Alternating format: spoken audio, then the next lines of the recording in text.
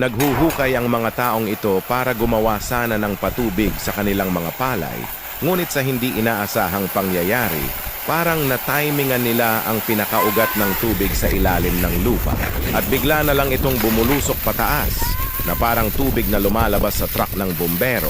Kasabay nun ay ang pagtaas rin ng kanilang mga gamit panghukay na kung mapapansin mo sa video ay napakahaba na pala at talagang napakalalim na rin ng kanilang nahukay. Ganito pa nga ang mga sumunod na nangyari.